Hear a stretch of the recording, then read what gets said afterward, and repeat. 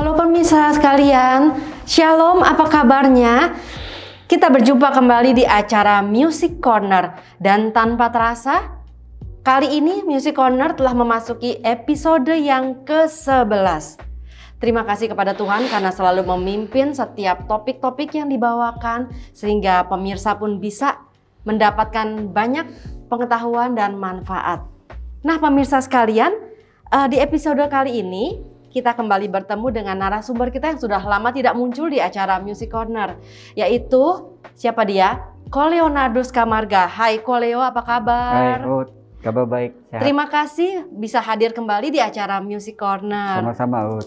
Nah, pemirsa, pada topik kali ini kita akan membahas satu topik yang agak unik dan mungkin jarang dibicarakan. Kalau pemirsa mungkin menyaksikan orkestra, pasti ada melihat dirigen atau konduktor mengayunkan satu alat untuk memimpin jalannya satu musik yang dibawakan. Nah, kita akan membahas apakah itu, yaitu tongkat dirigen.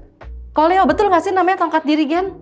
Ya, banyak yang bilang sih, orang lebih banyak mengenal namanya tongkat dirigen. Oh salah ya? Enggak salah. Enggak. Atau konduktor stick, enggak. Oh konduktor Tapi stick, sebetulnya dia ada nama khusus gitu loh. Nah, nama khususnya itu baton. Oh baton, bawa tongkat ya kok artinya? Oh bukan? Ya, bisa juga sih bawa. Aku kira baton tuh bawa tongkat, salah ya? Baton. Oh. Kayak baton itu bisa macam-macam. Baton, Iya. baton konduktor nih ya kayak begini nih. Nah, Ini coba ditunjukin kok. baton. Terus kayak polisi juga tuh kan suka megang pentungan. Nah, itu juga sebutnya baton, tapi disebutnya baton polis. Oh, itu namanya baton juga. Iya. Saya kira Tapi kalau biasa ini, namanya pentungan. Konduktor baton. Konduktor baton, oke. Iya, gitu. Terus itu alatnya tuh ya ada macam-macam ya kok ya? Enggak sama macam-macam sih, cuma kalau baton ini ya dibagi dua bagian, ya. Yang pertama nih yang di depan ini nih yang putih ini nih disebut stick. Gitu. Oh itu yang sticknya? Ya sticknya, itu ada yang pendek, ada yang sedang, ada yang panjang. Nah kemudian ada ujungnya di bawah ini yang warna hitam atau coklat ini, ya. Ini disebut handle. Oh handle-nya yang buat pegangnya berarti ya? Iya buat pegang, ini buat pegang. Jadi ada dua bagian, stick sama handle. Oke, itu kalau yang handle-nya itu ada terbuatnya semua sama ya kok bahannya? Bahan apa tuh kok? Kalau handle-nya ada yang terbuat dari gabus, kayu, terus ada juga yang sekarang saya pernah lihat terbuat dari fiber, bahan fiber. Tapi kebanyakan yang saya temuin, baton-baton yang saya temuin rata-rata kayu. Oh, kalau ini dari apa kok? Ini kayu. Oh, ini kayu? Ini kebetulan kayu. Oh, gitu. oke. Nah, sticknya sendiri ini terbuat dari, bisa terbuat dari kayu, bisa terbuat dari fiber. Tapi belakangan ini stick ini menggunakan bahan carbon fiber. Carbon fiber? Ya. Bedanya apa tuh kok?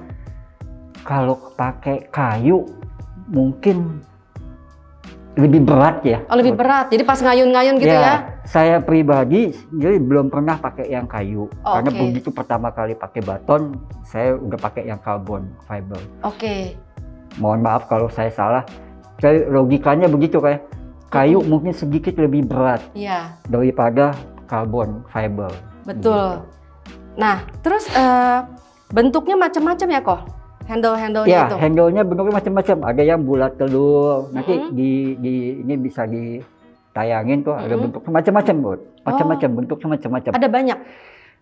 Ada mungkin 5 atau 6 model. Oh, banyak ya? Iya. Tapi rata-rata gitu kayak lonjong-lonjong gitu ya? Oval. Oh, oval, iya. Oval. Dia pasti oval.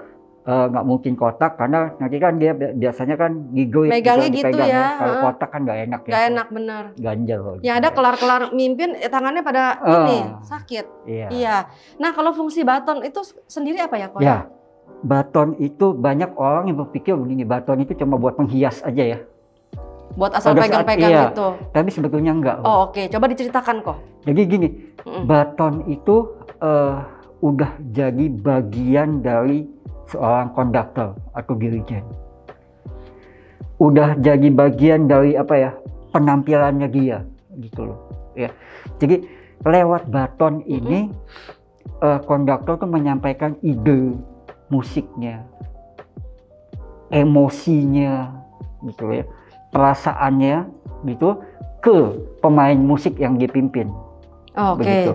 Jadi nggak hanya sebagai penghias atau pelengkap saja, jadi baton ini udah jadi apa, the instrument of meaning, jadi instrumen makna, jadi makna musik yang dimau sama si konduktor, yang diinginkan sama konduktor itu bisa disampaikan lewat gerak tangan dan si baton ini. Oh, jadi maksudnya kau bisa bayangin deh, saya lagi mimpin nih, lalu saya teriak-teriak, trompet pelan-pelan, trompet pelan-pelan, abis ini kenceng ya gitu. Ya nggak mungkin ya. Konyol kan, jadi aneh bener-bener. Gitu. Nah, dari gerak tangan dan dipertegas sama si baton ini, si pemain musik, pemusik udah tahu. Itu si meaning instrumen. Iya. Oh, oke. Udah tahu. Gitu. Jadi mereka bisa bersamaan ngerti itu kayak kode-kodenya gitu ya, Ko ya? Iya. Biasanya pada prakteknya begini. Iya. Ada kesepakatan. Iya. Kode-kodean ya, janjian coba dulu. diterangin kok, kode-kode biasa gimana janjian tuh? Misalkan kalau begini nih, saya kasih satu contoh gerakan aja, misalkan kalau saya bergerak begini. Gitu. Si pemain musik udah tahu, oh si pemain biola atau apa misalkan itu, oh ini mesti agak ngayun, agak legato. Iya, gitu. Tapi kalau misalkan saya bergeraknya begini, beng. Nah, tuh udah berarti dia harus tegas, ada tekanan, ada power. Jangan udah dikasih legato mainnya kayak orang Max ya. Ngegas mainnya. Iya, diketok pakai itu kok. Ya, jangan dong. Nah, lanjut kok. Jadi sejak kapan si baton ini dipakai? Ya, baton ini dipakai, wah udah lama sekali ya. Itu sekitar tahun 700-an ya, sebelum Masehi. Waduh, udah lama banget ya. Ya. Dulu awalnya itu orang pakai gulungan kertas. Sama ini penggesek biola. Bow. Oke. Awalnya dulu. Terus ada juga di tahun 1600-an gitu ya. Pakai ini kayu panjang ya sekitar 1,5 sampai 2 meter gitu. Waduh, panjang banget kok. Ya, jadi sambil si mimpin begini nih, ini kayu ini ngetok ke bawah. Oh, oke, ngeri juga ya. Ya, itu sampai kejadian gitu, ada satu komposer namanya Lully. Dia mimpin, dia pakai kayu itu, dia pukul ke tanah gitu, ke lantai gitu, terus sampai kena ke kakinya. Nah, lu ke telapak kakinya. Nggak disengaja ya, memang ya, dia nggak sengaja memukul kakinya gitu, nggak. Tapi mungkin saking ini kan dia kepukul kan, bisa aja kena gitu kakinya, kena kakinya gitu. Itu sampai luka, infeksi dan sebagainya. Dan sayangnya ini dia nggak mau pada saat itu ya, zaman itu dia nggak mau dioperasi, harus diamputasi. Oh, dia nggak mau tapi apa ya namanya, kayak udah membusuk gitu loh kakinya. Oh iya. Dia nggak sengaja, tapi kan mungkin pada saat dia mimpin beberapa kali kena kakinya. Infeksi akhirnya. Oh, ngeri dan banget ya. Dan akhirnya dia meninggal. Aduh, serem banget ya. Meninggal. Dan itu kejadian nyata ya? Nyata. Mungkin karena itu jadinya batonnya nggak jadi panjang, jadi lebih pendek. Setelah gitu ya? itu mulai baton itu dibuat lebih pendek. Dengan berbagai macam variasi panjangnya, sama lebih estetika ya. Oh iya dong ya. Lebih cantik. Cantik, iya betul. Lebih manis. Ngomong-ngomong koleksinya Koleo kan batonnya banyak, bisa dikasih lihat nggak ke pemirsa? Nggak banyak lah, nggak banyak. Cuma ada beberapa aja. Gini nggak banyak, cuma 20 gitu ya Ko? Ada 4 doang dengan ukuran yang berbeda. Coba dikasih lihat. Yang paling pendek. Ini yang handle-nya tetap lonjong itu ya? Iya, lonjong. Ini begini lonjong ini. Terus yang ini 12 in. Bentuknya bulat telur begini. Oh, bulat telur, ya. oke. Ini juga bulat telur, ini lebih panjang.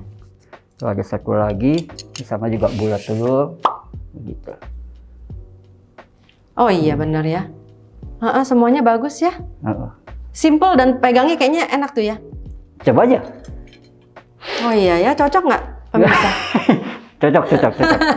Iya, ini ringan ya kok ya? Ringan. Oh. Karena terus, ini terbuat dari apa? Si fiber itu. Carbon fiber. Oh, carbon fiber. Carbon fiber. Ada syarat-syarat khusus nggak dalam memilih baton? Nggak ada syarat khusus. Saya belum pernah membaca atau melihat ada ketentuan baton tuh harus begini enggak gitu. Oh, nggak ada. Tetapi apa ya, beberapa orang atau beberapa dirigen itu suka memilih baton dengan beberapa ketentuan, ada beberapa hal buat patokan gitu. Satu, dia membandingkan panjang ini nih sticknya sama panjang lengannya dia. Oh gitu. Tengah lengannya dia, lengan bawahnya dia. Kalau lengannya dia panjang, dia akan memilih baton yang pendek. Kalau lengannya panjang ya. Iya. Ya kalau dibayangin sih lucu juga ya. Udah lengannya panjang, ini panjang juga gitu. Oh iya, wah, itu jadi tambah nggak enak tuh. Nanti nyabet pemainnya. Nah, bisa-bisa gitu. Nah kalau lengannya pendek ya dia akan memilih baton yang lebih panjang. Oke. Gitu. Terus ini nih jari kita nih panjang apa enggak? Jari-jari kita nih. Gitu. Soalnya kalau jarinya panjang dia akan memilih handle yang gede ya. Oh gitu, supaya pas dia megangnya tuh. Ya megangnya enak. Enak gitu ya. Misalkan dia genggam begini ya genggamnya enak. Kalau dia jauhnya panjang, kalau udah ininya handle-nya kecil, ya kayaknya nggak enak loh. Bisa terlepas loh. Oh iya. Dan itu konyol sekali kalau dimimpi, mental gitu. Wah itu. Pas megang itu ada aturannya nggak kok? Cara megangnya? Aturannya sih yang baku juga nggak ada, tapi ada beberapa yang bisa buat pilihan. Yang pertama itu yang disebut dengan basic full chrome. Jadi ujung telunjuk sama jempol ngejepit ini nih sticknya. Oh ya. Begini nih. Ya. Terus ininya baru nutup, baru menggenggam handle-nya. Ini begini. Jadi sticknya ya. Yang kita pegang. Ada lagi yang inline grip. Jadi telunjuk dan tengah ngejepit handle. Apa nggak jadi sakit malah gitu ya? Iya, kebiasaannya ya. Oh iya ya. Kebiasaan enggak kali ya. Kalau saya sih nggak biasa begini nih, nggak biasa gitu. Nggak enak gitu. Iya. Kalau tadi di sticknya ya. Nah ini ada yang behind the collar pins. Jadi di sticknya, di handle-nya. Di belakangnya, di belakang sticknya itu ya. Di handle-nya yang dipegang, yang dipegang, yang dijepit gitu. Kalau yang tadi kan yang pertama sticknya. Kalau yang ininya berikutnya nih, ya yang behind the collar pins-nya ini handle-nya yang dijepit. Gitu. Jadi begini. Oke. Terus ada lagi yang disebut German grip. German grip ini jari manis, kelingking, ngejepit. Sama jari tengah ngejepit. Telunjuk sama jempol nutup? Ya. Oh enggak? Begini dia. Oh gitu aja. Oh, atau pegel ya kok? Kadang dia bisa nutup begini, tapi kalau yang model German grip ini begini dia. Biasa rata-rata apa jadinya? Kalau saya pribadi, saya pakai full grip. Semuanya megang yang tadi yang pertama itu ya? Gini. Oh, si jempol yang ini. Jadi si jempolnya ada di sticknya. Jadi 4 jari ini ada di handle-nya. Tergantung juga kalau pas kebetulan saya pakai handle-nya yang pendek, ya saya tinggal atur-atur aja deh. Oke. Ini tipe-tipe megang baton gitu. Jadi pada prakteknya udah megang begini ya kadang-kadang kalau saya lagi mimpin atau bagaimana gitu, ya cuma begini doang saya pegang. Oh. Yang penting apa? Nyaman. Betul. Saya megangnya nyaman dan menjaga supaya nggak terlepas. Betul. Itu lagi. Karena itu ayunan itu yang sangat menentukan ya. Lagi kencang begini, kalau megangnya nggak enak, nggak pas gitu ya, nggak nyaman. Wah, bisa mental. Iya benar. Gitu. Terus pertimbangan berikutnya kalau memilih baton apa lagi kok? itu tadi ya apa namanya, panjangnya dan sebagainya. Apa biar musisi bisa ngelihat gitu kan? Kan musisi mesti lihat nggak? Harus lihat nggak? Harus melihat. Terus ya? kemudian juga pertimbangannya jumlah pemain musiknya ada berapa. Kalau makin banyak, ada sekitar 100-an ke atas, dia pasti pakai baton yang panjang. Supaya betul-betul bisa tetap terlihat sama pemain musik yang paling di belakang. Tuh pemain timpani, pemain apa. Iya, karena mereka kan posisinya selalu di belakang ya. Di belakang. Begitu. Jadi pakai baton yang panjang. Begitu supaya tetap kelihatan. Kondisi ruangan nih itu mempengaruhi belakangnya si konduktor ini, apa kondisinya, bagaimana, gelap kah, terang kah. Nih kalau kondisinya kayak begini, nah nih kebetulan ini putih nih. Terus saya pakai ini putih, bisa si pemainnya nggak bisa jelas. Agak apa namanya ya, bias ya. Karena ini belakangnya putih. Ini sedikit juga putih. Gitu loh. Iya. Tapi memang, jadi harusnya memang kontras. Biasa kan penonton berarti digelapin ya biasanya ya. Biasanya memang begitu, penonton bagian penonton digelapin. Jadi ya rata-rata baton itu sticknya warna putih. Warna putih ya rata-rata. Karena ini semua nih ya putih ya. Iya putih. Kecuali ini yang agak beige sedikit ya. Ini agak semua putih. Saya pernah ketemu baton rainbow. Oh ya ampun, malah pusing nggak sih ngeliatnya? Konyol. Oh ya, nggak inilah, itu cuma buat main-main doang gitu. Ya ini.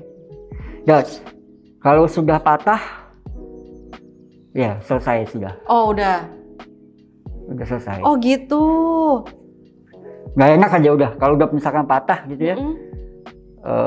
Saya punya satu baton tuh nggak patah tapi terbelah. Waduh, itu udah rusak lah ya artinya rusak. Ya. Terbelah. Mahal nggak sih kok itu baton ini?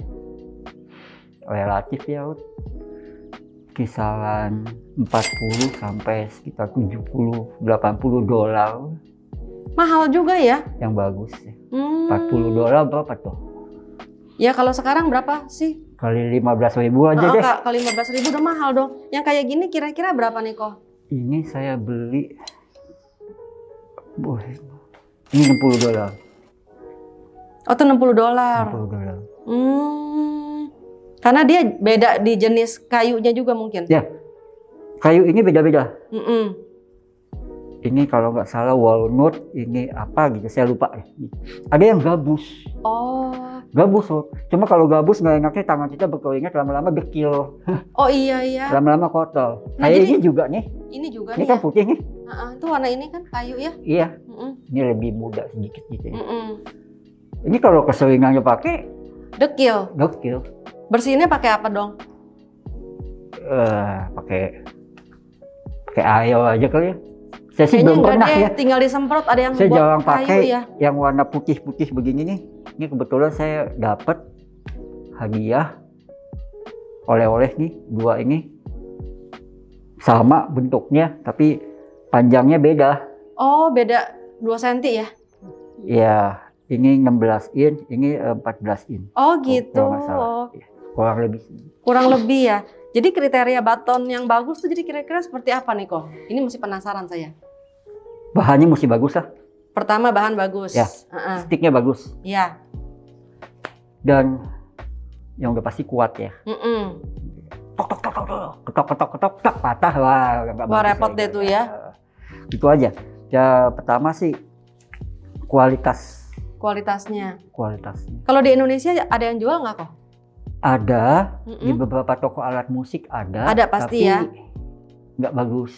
Oh. Kualitasnya kurang bagus ya. Yang saya temuin sih kurang bagus. Oh. Rata-rata saya kalau beli online ya. Online tuh maksudnya dari luar nanti dari dikirim luar. Gitu ya? Dari luar. Karena yang di sini kayaknya masih kurang memenuhi syarat gitu ya? Gampang patah. Oh gampang patah. Saya nggak tahu ya itu buatan lokal atau gimana, saya nggak tahu. Karena memang nggak ada mereknya. Oh, tapi harganya gimana kalau yang lokal kok? Jauh lebih murah. Oh, lebih murah ya. Mungkin kalau di jauh lebih murah. Berapa kira-kira kok? Kita kepo nih. Saya pernah beli 100.000 lah kurang lebih. Oh ya, harga menentukan kualitas. Jadi yang 100.000 dalam 2 bulan buy, gitu. Kebetulan waktu itu handle-nya gabus. Oh. Gabus sering saya pakai, gemek ya. Dia patah. Gampang ini. Oh gitu.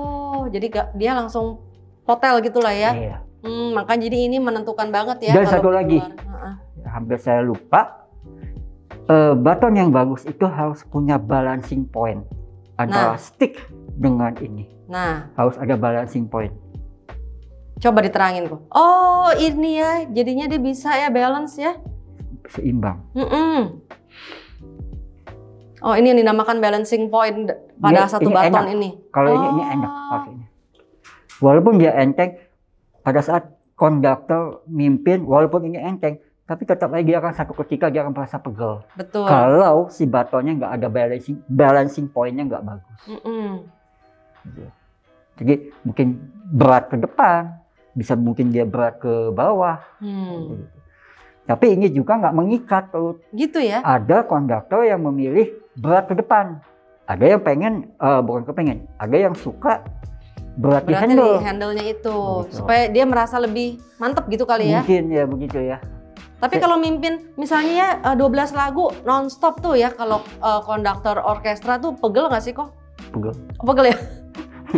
Terus terang itu saya suka gini, pengen tahu tuh. Karena begini, batonnya sebetulnya yang bikin pegel bukan si batonnya aja, bukan. Tapi kan ya gerak tangan kita ini kan ya. Namanya menyesuaikan setiap musik iramanya ya. Maka kalau konser-konser musik khususnya kayak musik klasik begitu, nggak sampai 10 lagu aja nggak pernah, jarang sekali. Satu karena durasinya panjang kan, musik-musik klasik kan lagu panjang-panjang. Paling 3 atau 4 musik, 4 judul lagu, 4 karya, itu udah bikin pegel maksudnya ya, udah bikin pegel luar biasa ya. Kayak Simfoni nomor 5, kalau mimpin Simfoni nomor 5 hampir 40 menit ya. Iya ya, dan itu non-stop kan dia, betul. Dan gerakannya pun nggak konstan begini aja. Iya, kan beda-beda. Kapan dia cepet, pelan, iya, kapan dia mesti pelan, mengalun, kapan dia tegang, kapan dia tegas. Nah ini kan semua pegel kemarin. Dan pergelangan ini jauh yang pegel. Karena menggenggam. Karena selama memimpin kita juga selain fokus ke pemain musik, fokus megangnya nih. Supaya nggak terlepas. Jadi tuh konsentrasinya tuh di situ ya. Pertama mungkin kita ngeliatin partitur. Kedua ini megang ini jangan sampai dia mental. Iya. Gitu terus ya. Kemudian ke pemusiknya kan. Bisa menyampaikan nggak maksudnya. Nah itu yang paling utama ya. Gitu. Oh, kita jadi tahu semua. Dan ternyata jadi dengan pertanyaan yang tadi ini menutup bincang-bincang kita tentang baton. Mungkin ada yang mau Ko Leo sampaikan lebih banyak tentang baton? Buat konduktor, nggak semua konduktor pakai baton. Oh kenapa kok? Nggak mutlak. Oh iya. Tergantung siapa dan apa yang dia pimpin. Kalau cuma chamber, orkestra mungkin cuma 8 atau 7 orang atau mini berapa orkestra gitu. Dia nggak pakai baton, dia cuma pakai. Oh pakai tangan aja cukup. Pakai tangan. Kayak pelatih paduan suara. Iya. Oh. Kemudian paduan suara juga konduktor, choir juga nggak perlu pakai baton. Karena kalau pakai baton nanti si penyanyi kadang malah suka jadi tambah bingung gitu loh. Oh jadi cukup dengan tangan aja? Tangan aja, karena lebih enak pakai tangan. Terus juga kalau konduktor orkestra memimpin orkestra dan paduan suara sekaligus bersamaan, bisa juga nggak pakai baton. Oh kan kalau kayak Natal tuh ya, Ko Leo suka mimpin. Saya tetap pakai baton karena jaraknya jauh. Oh itu tetap pakai ya? Saya pakai karena jarak si choirnya kan jauh ya kan. Jadi tetap pakai. Nah, ini tetap pakainya yang mana aja kok kira-kira? Kalau jumlahnya udah banyak, saya pakai yang paling panjang nih. Oh, ini yang paling panjang ini. Karena supaya bisa terlihat. Betul. Supaya bisa terlihat gitu. Saya di bawah. Ini altar kan, itu paduan suara gitu ya kan. Supaya bisa terlihat. Kalau saya pakai saya pakai yang ini pendek. Saya khawatirnya di sana nggak terlalu jelas. Tambah lagi mau kena cahaya lampu, stage, lighting apa segala macam. Saya pakai yang panjang. Oh, oke. Gitu. Ada lagi yang mau disampaikan kok? Ya cukup. Cukup ya. Nah, pemirsa, terima kasih banyak sudah menyaksikan acara Music Corner pada kali ini. Saya juga mengucapkan terima kasih kepada Koleo yang sudah menjelaskan mengenai topik baton ini yang ternyata menyimpan berbagai macam wawasan dan juga menambah kita punya pengetahuan tentang baton. Sekali lagi, nah baton ini adalah alat untuk menyampaikan perasaan. Makna dari sebuah lagu. Demikian pemirsa. Makna sebuah lagu, kemudian interpretasi si konduktor, emosinya, perasaan si konduktor itu supaya ngeblend, supaya bisa nyampe semua gitu ya. Nyampe dengan ke pemain-pemain musiknya. Jadi musiknya sesuai keinginan si dirigen, ya dibantu lewat pakai baton ini. Selain gerak tangan ya. Buat tempo, buat ya, apa betul. gitu. Nah, ini batu tuh pemirsa, kita sangat terbantu. Jadi kita tahu lagi tentang baton ini, apa sih kegunaannya dan sebagainya. Terima kasih sudah menyaksikan bincang-bincang kita pada episode kali ini. Tentunya setiap bulan akan ada topik-topik yang menarik. Pemirsa tunggu aja dan jangan lupa selalu saksikan acara Music Corner. Terima kasih pemirsa sudah menyaksikan dari awal sampai akhir acara ini dan saya mengucapkan terima kasih. Tetap jaga kesehatan kita, protokol kesehatan dan jangan lupa tetap berdoa dan memuji nama Tuhan. Sampai jumpa, Tuhan Yesus memberkati.